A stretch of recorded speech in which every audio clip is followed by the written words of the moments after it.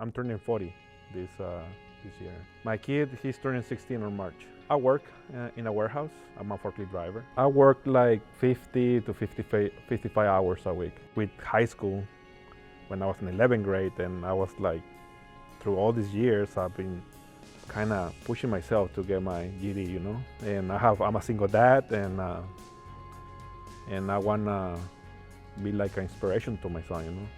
That's one of the reasons I'm doing it.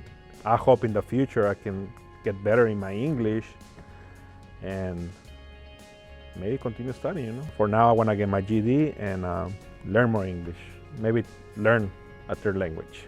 The challenge I have is work. I'm the only one supporting, you know, the house, the apartment, and time. That's my only problem, you know. My favorite resources is books, audiobooks, and YouTube videos. I want to prove myself I can do it, you know. It's hard, you know, work, and when I came to my apartment and I need to cook for me and my son and all that, and you know, I try to have the goodwill to continue doing this, you know. I want to do it.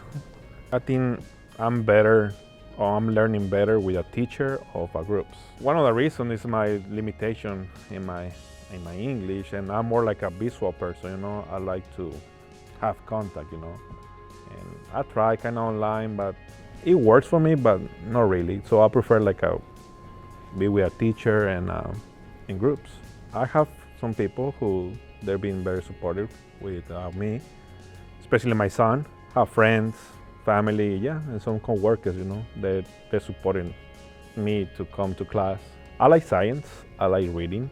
I like to transform things, you know, like sculptures, and I kind of customize it. I do my own way to do things, and I like to visit museums and feel inspired. I'm very into art. I like philosophy, I like psychology, and I always like to learn. I'm like in love with knowledge. Never too late.